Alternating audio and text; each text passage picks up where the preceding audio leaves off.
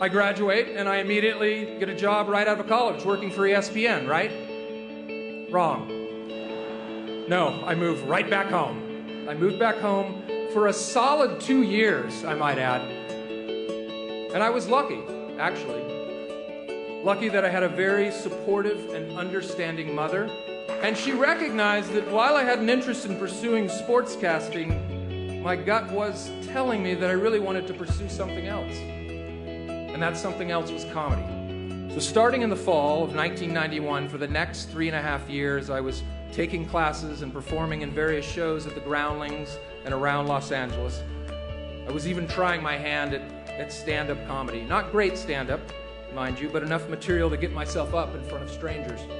But I didn't care. I was just trying to throw as many darts at the dartboard, hoping that one would eventually stick. Now, don't get me wrong, I wasn't extremely confident that I would succeed during this time period. And after moving back to LA, there were many a night where, in my LA apartment, I would sit down to a meal of spaghetti topped with mustard, with only $20 in my checking account, and I would think to myself, oh well, I can always be a substitute school teacher. And yes, I was afraid. You're never not afraid. I'm still afraid. But my fear of failure never approached in magnitude my fear of what if. What if I never tried at all? By the spring of 1995, producers from Saturday Night Live had come to see the current show at the Groundlings. After 2 harrowing auditions, 2 meetings with executive producer Lorne Michaels, which all took place over the course of 6 weeks, I got the word. I was hired to the cast of Saturday Night Live for the 95-96 season. I couldn't believe it, and even though I went on to enjoy 7 seasons on the show, it was a rocky beginning for me. After my first show, one review referred to me as the most annoying newcomer of the new cast. Someone showed this to me, and I promptly put it up on the wall in my office, reminding myself that to some people, I will be annoying. Some people will not think I'm funny, and that's okay. The venerable television critic for the Washington Post, Tom Shales, came up to me during my last season of the show.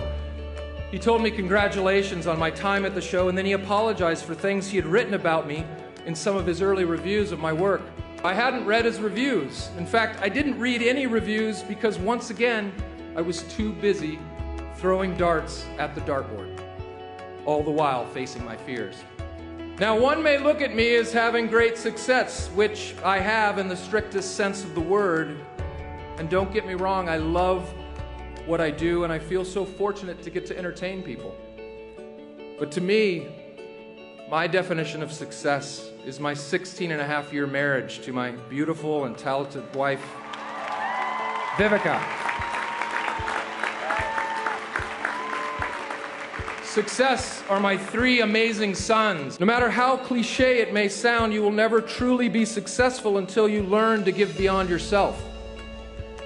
Empathy and kindness are the true signs of emotional intelligence.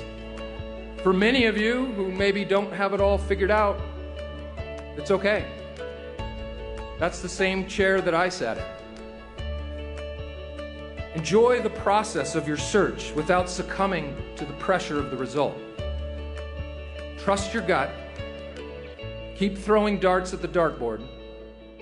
Don't listen to the critics, and you will figure it out.